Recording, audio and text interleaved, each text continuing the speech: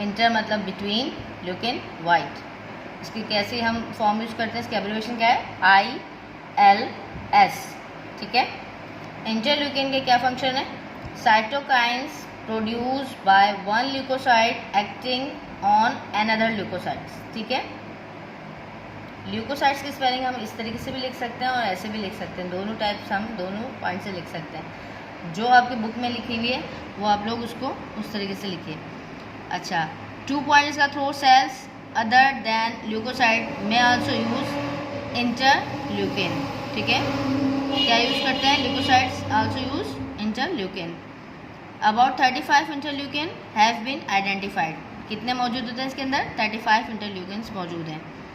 They are named interleukin IL, call करें, followed by number which represent sequence in which they were discovered. इसको किस तरीके से किया था, IL1 to IL35, interleukin 1 to interleukin 35 तक इसको इस तरीके से इसने डिस्कवर किया और सीक्वेंस इसकी इस तरीके से रिप्रेजेंट की गई थी, ठीक है, इंटरल्यूकिन की। अब इंटरल्यूकिन कर क्या रहा है, इंटरल्यूकिन देखें, ये T सेल हैं, यहाँ पे हमारे B सेल हैं, ठीक है, T सेल और B सेल। इंटरल्यूकिन 2 जो है वो रिलीज हो रहा है, इंटरल्यूकिन 2 रिलीज हुआ और T सेल के साथ जाके यहाँ पे देखें आप अटैच्ड हो गया, ठीक है, T सेल के साथ जाके क्या हो गया, अटैच्ड हो गया। इंटरल्यूकिन 2 जो है वो हमारा रिलीज हुआ, T सेल के साथ जाके यहाँ पे अटैच्ड हो गया, यहाँ पे ये इसके साथ जाके अटैच्ड हो गया। अब हमारा T सेल यहाँ पे क्या करेगा, T सेल इंटरल्यूकिन जब रिलीज हुआ और T सेल के साथ अटैच्ड हुआ तो क्या हुआ, growth and activation of T cell. एक तो T सेल की ग्रोथ हुई और वो T सेल क्या था, एक्टिव हो गया। जब T सेल एक्टिव हुआ तो उसने क्या चीज़ रिलीज की, इंटरल्यूकिन 4 रिलीज किया। क्या किया, इंटरल्यूकिन 4 रिलीज किया। इंटरल्यूकिन 4 जो है वो कहाँ पे जाके हमारा, यहाँ से इंटरल्यूकिन 4 T में से निकला और हमारा जो है वो कहाँ पे चला गया, इंटरल्यूकिन B सेल के अंदर। इंटरल्यूकिन 4 यहाँ पे से निकला और B सेल के अंदर जाके अटैच्ड हो गया। B सेल के अंदर जाके अटैच्ड होने के बाद उसने B सेल को क्या कर दिया, B cell differentiations into plasma cell, ठीक है। इंटरल्यूकिन 4 ने यहाँ पे जाके क्या कर दिया, B cell differentiations into plasma cell. ये आपका इंटरल्यूकिन जो है वो कंप्लीट हुआ। नेक्स्ट आपका क्या है, ट्यूमर नेक्रोसिस फैक्टर, जिसको हम TNFS भी कहते हैं। क्या है, ट्यूमर नेक्रोसिस फैक्टर, TNFS भी इसको कहा जा रहा है। उसके बाद इसका जो फर्स्ट पॉइंट है, क्या चीज़ प्रोड्यूस हो रही है, TNFS आर प्रोड्यूस या फिर tumour necrosis factor are produce by mast cell, macrophages and T cell, ठीक है। 3 चीज़ें प्रोड्यूस हो रही हैं, एक mast cell, macrophages and T cell. यहाँ पे मैंने मास्ट सेल की छोटे से आपको पॉइंट्स लिखे हैं, शायद क्लियर हो जाए कि मास्ट सेल जो है, मास्ट सेल किससे क्या चीज़ होती है, इसके अंदर filled with basophil granules. Mast cell है क्या, filled with basophil granules. Basophil हम पढ़कर आए हैं व्हाइट ब्लड सेल में, न्यूट्रोफिल, बेसोफिल, ईसोफिल, ये सब चीज़ हम लोग पढ़कर आए हैं। Basophil granules, mast cell, master regulator भी इसको हम कहते हैं, किस चीज़ का, इम्यून सिस्टम का, ठीक है, मास्टर रेगुलेटर भी कहते हैं। इसके अंदर जो है नंबर ऑफ क्वांटिटी, मतलब इसके अंदर जो नंबर ऑफ करेक्टिव टिश्यूज़ मौजूद होते हैं, यहाँ से जो है वो कौन सा क्या चीज़ रिलीज हो रही है, हिस्टामाइन। हिस्टामाइन आपको बताया था नाइट्रोजनस सब्सटेंसेस है, इम्यून रिस्पॉन्स में या इम्यून सिस्टम में हेल्प करता है। वो चीज़ कहाँ से आ रही है आपके पास, मास्ट सेल से, ठीक है। अब macrophages, macrophages large phagocytic cell है। क्या है, फैगोसाइट कहते हैं ना हम ईट सेल को, तो ये क्या है, मैक्रोफेजिस लार्ज फैगोसाइट सेल है और T सेल। उसके बाद नेक्स्ट पॉइंट है, दे आर ऑफन फर्मली, मजबूती से एंकरेड इन द सेल मेम्ब्रेन। किसके अंदर होते हैं, सेल मेम्ब्रेन के अंदर होते हैं और टाइटली पैक होते हैं, ठीक है। थर्ड पॉइंट आपका, they regulate immune response and inflammation. क्या फंक्शन है इसका, रेगुलेट इम्यून रिस्पॉन्स और इन्फ्लामेशन। अच्छा जी, फोर्थ पॉइंट इसका, responsible for apoptosis and many cell type. Apoptosis क्या है, सेल डेथ, सेल डेथ हो जाएगी तो उसको कहते हैं हम apoptosis. Responsible for apoptosis and many cell types, ठीक है। कौन है? ट्यूमर नेक्रोसिस फैक्टर जो है किसका रिस्पॉन्सिबल है, एपोप्टोसिस का या सेल डेथ का, ऑफ मैनी सेल टाइप, ठीक है। अब यहाँ पे क्या हो रहा है, क्या फंक्शन है इसका, मैक्रोफेजिस सेल जो हैं या फैगोसाइटिक या लार्ज फैगोसाइटिक जो सेल हैं उसके अंदर से TNFS जो है वो रिलीज हो रहा है। यहाँ पे FS भी लिख लिएगा, मैं S लिखना शायद भूल गई हूँ, FS अल्फा, ठीक है। ट्यूमर नेक्रोसिस फैक्टर अल्फा जो है वो यहाँ से रिलीज हो रहा है और कहाँ पे जाके ऐड हो रहा है, न्यूट्रोफिल के अंदर। कहाँ पे? न्यूट्रोफिल में जाके ऐड कर रहा है। जब ये ट्यूमर नेक्रोसिस फैक्टर मैक्रोफेजिस में से निकल कर कहाँ पे जा रहा है, न्यूट्रोफिल में, तो उसका रिस्पॉन्स क्या हो रहा है, एक्टिवेशन ऑफ न्यूट्रोफिल। किस चीज़ को एक्टिव कर रहा है, न्यूट्रोफिल को वो एक्टिव कर रहा है। इसका थर्ड इंटरफेरोन्स, आपकी बुक में भी लिखा है interferons, IFNS, so named because of their ability to interfere with viral replication। Interfere तो आपको बहुत अच्छी तरीके से पता होगा कि इंटरफेयर का मतलब क्या है, जो हम सब एक दूसरे के अंदर मदाखलत करते रहते हैं, इंटरफेयर, दैट्स कॉल्ड इंटरफेयर, ठीक है।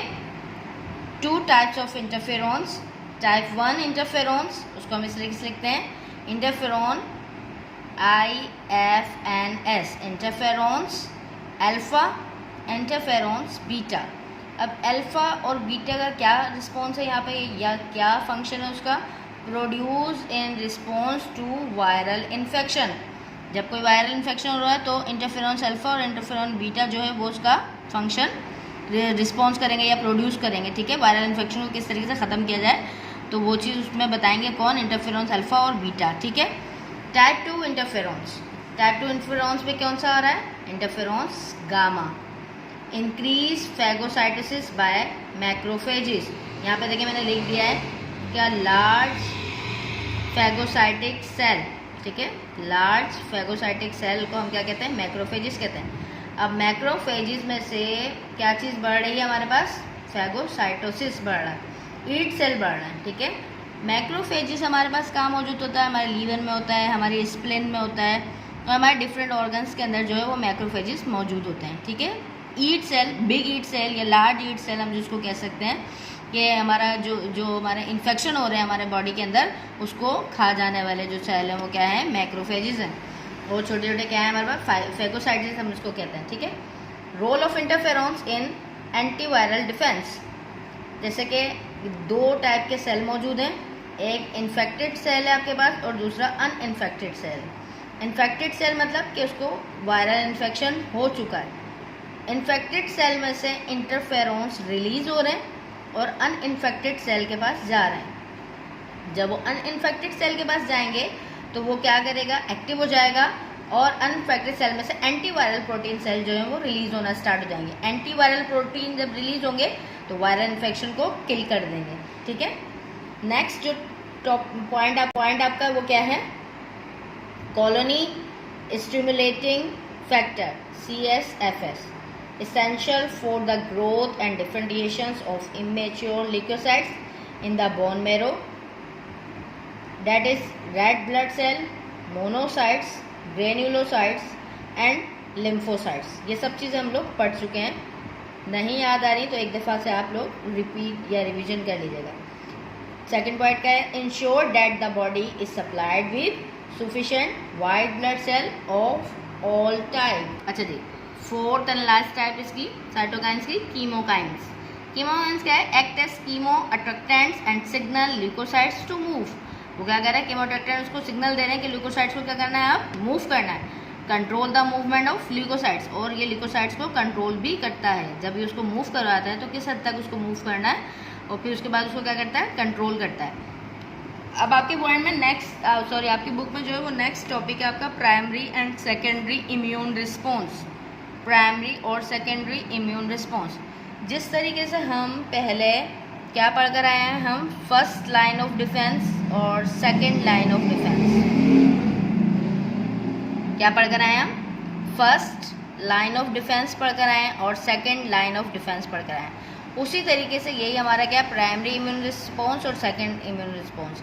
पहले हम पढ़ लेते हैं, फिर आपको समझाते हैं कि इसके अंदर क्या है। ओके, और when an antigen come in contact to the immune system has to learn to recognise antigen and how to make antibody against it and eventually produce memory lymphocytes. ठीक है, ये कह रहा है कि कोई भी एंटीजन जब आपकी इम्यून सिस्टम से आके कांटेक्ट करता है तो फिर आपकी एंटीजन जो है वो एंटीबॉडी बनाने में, मतलब कि एंटीबॉडी बनाती है। जब आपके आके प्राइमरी में ये होगा कि जब पहले आपके बॉडी के अंदर इन्फेक्शन होगा तो फिर उसके बाद आपकी एंटीबॉडी बनना स्टार्ट होगी। ठीक है, यही पॉइंट हम जो है वो एक्टिव और पैसिव में पढ़ेंगे तो वो और अच्छी तरीके से क्लियर हो जाएगा। लेकिन जब सेकेंडरी इम्यून रिस्पॉन्स की बात कर रहे हैं तो secondary immune system second time या थर्ड और फोर्थ टाइम क्या कह रहा है, person is expose to the same antigen at this point immunology memory has been establish and the immune system can start making antibody immediately.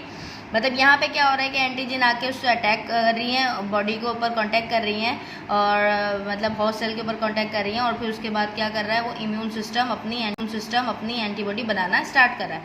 लेकिन यहाँ पे क्या हो रहा है कि एंटीबॉडी पहले से बनी हुई है, लेकिन अगर वहाँ पे इन्फेक्शन होता है, कुछ एंटीजन आके अटैक करती हैं और फिर उसके बाद वो मेमोरी सेल के अंदर से इसको रिकॉल होता है कि भाई जो है वो पहले की एंटीजन, इसकी जो एंटीबॉडी वो बनी हुई है, तो फिर वो आपको जो इन्फेक्शन है उसको किल करने में फ़ौरन से हेल्प करती है। ये है दोनों आपका प्राइमरी और सेकेंडरी रिस्पॉन्स।